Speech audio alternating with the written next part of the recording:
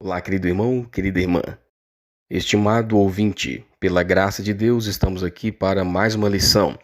Jesus na festa dos tabernáculos. Lucas 4:32. E admiravam a sua doutrina, porque a sua palavra era com autoridade. O desejado de todas as nações, página 454. Jesus conhecia as necessidades da alma. Luxo, riquezas e honras não podiam satisfazer o coração. Se alguém tem sede, venha a mim. Tanto ricos quanto pobres, tanto os de posição elevada quanto os humildes, são igualmente bem-vindos. Ele promete aliviar a mente sobrecarregada, confortar os sofredores e trazer a esperança aos desanimados. Primeiro tópico: a vida familiar de Jesus. Do pouco que nos é revelado na palavra de Deus sobre a vida familiar de Jesus, nós podemos ver que Jesus enfrentou um sério desafio em seu próprio lar, conforme João 7, verso 5. Nem mesmo seus irmãos criam nele. Seus irmãos não criam no seu chamado, não acreditavam no seu ministério. Jesus então passou por essa prova em sua própria família. Mesmo na juventude, ele precisou aprender a difícil lição do silêncio e da paciência para suportar os fardos. Seus irmãos, como eram chamados os filhos de José, apoiavam os rabinos.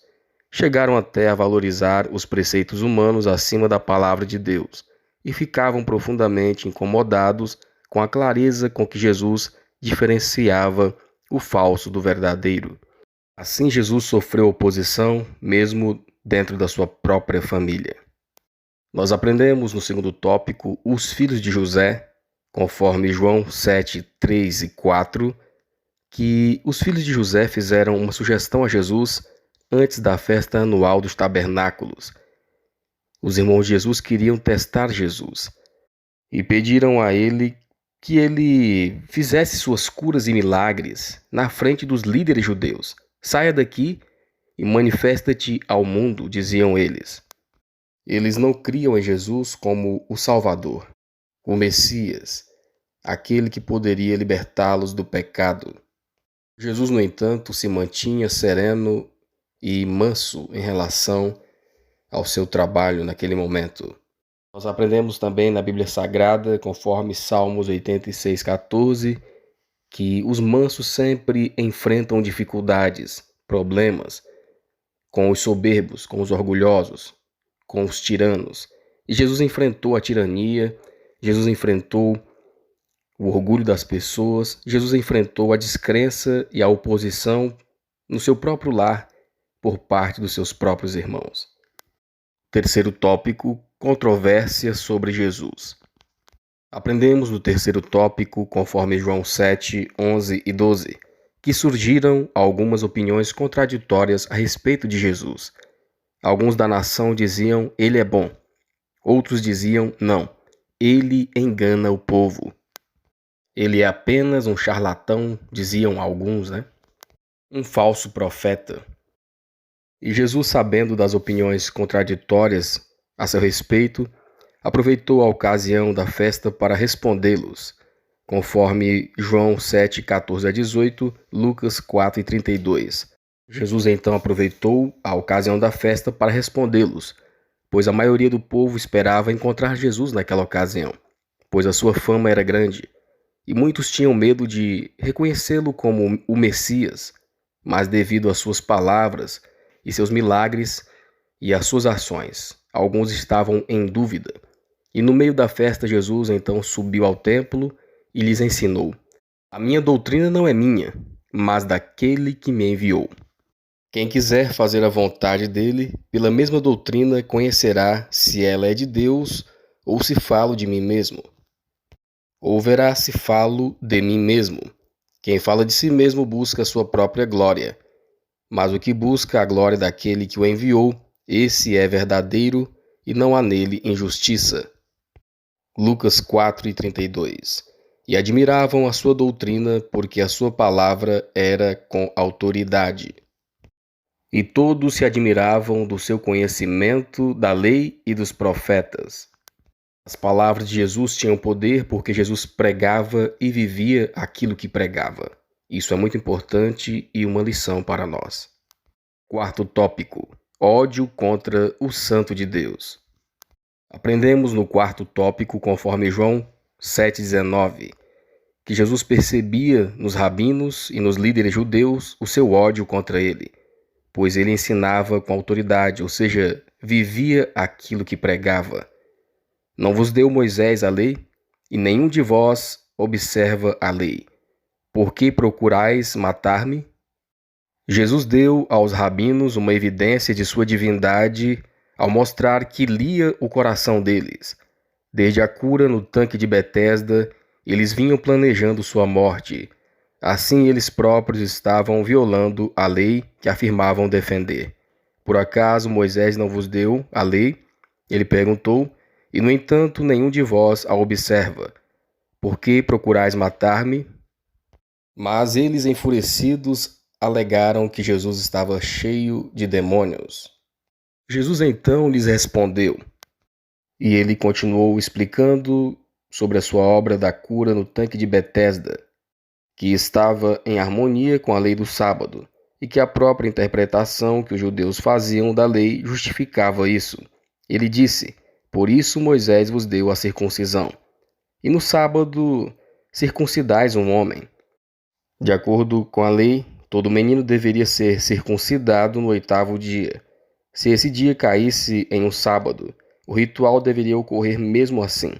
Quanto mais então estaria em harmonia com o espírito da lei curar de todo um homem no dia de sábado. Jesus então mostrou a eles o verdadeiro sentido de guardar a lei, a verdadeira forma de guardar o sábado, que eles, com as suas frias formalidades, haviam então deturpado a palavra do Senhor. E eles procuravam então um motivo para matar a Jesus. E para isso buscavam distorcer até a palavra de Deus. Jesus então os advertiu conforme João 7,24. Não julgueis segundo a aparência, mas julgai segundo a reta justiça. Pois aqueles homens estavam mais preocupados com as aparências do que o verdadeiro amor a Deus no íntimo do coração. Jesus, conhecendo o seu coração, a sua mente, então os advertiu. Cristo não olha para a aparência externa. Ele não julga como o ser humano julga. Ele não valoriza as pessoas pela posição, talento, educação ou status. Mas olharei para este, declara ele, para o pobre e abatido de espírito, que treme diante da minha palavra. Aqueles homens valorizavam as outras pessoas apenas pela aparência, pelo status, pela fama, e desprezavam realmente quem era fiel.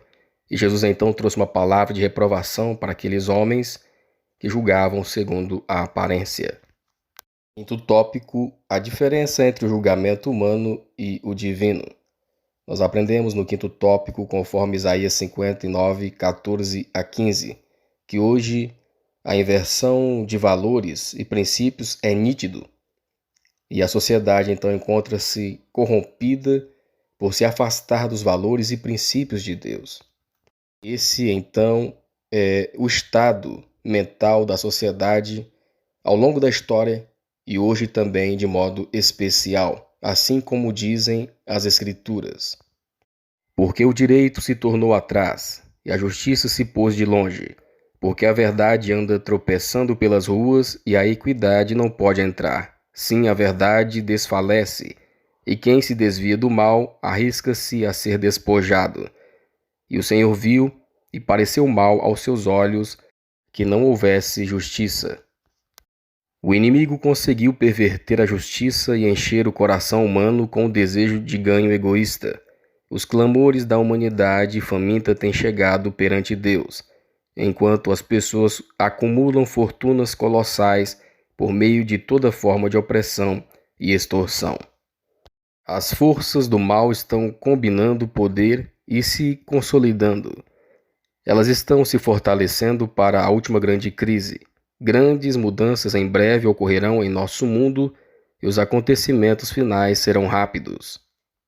E em meio às turbulências desse mundo, nós podemos então confiar em Deus, pois Deus não julga só pela aparência, mas pelo que vai no coração, com verdadeira justiça. Deus não muda e Deus vê o fim desde o começo. Em Isaías 55, 8 e 9, nos mostra por que devemos confiar no Senhor. Porque os meus pensamentos não são os vossos pensamentos, nem os vossos caminhos os meus caminhos, diz o Senhor. Porque assim como os céus são mais altos do que a terra, assim são os meus caminhos mais altos do que os vossos caminhos, e os meus pensamentos mais altos do que os vossos pensamentos. A mente finita do ser humano é incapaz de penetrar nos conselhos do infinito ou de compreender plenamente a realização de seus propósitos. No entanto, é por causa de algum erro ou negligência de sua parte que as pessoas muitas vezes entendem de forma tão vaga as mensagens do céu. Não é raro que a mente humana, e até mesmo a dos servos de Deus, fique tão cega por opiniões humanas, tradições e falsos ensinamentos que só consigam compreender vagamente as grandes verdades reveladas em sua palavra. O ideal de Deus para seus filhos é mais elevado do que o mais sublime pensamento humano pode alcançar. Ele forneceu uma reprodução de seu caráter em sua santa lei.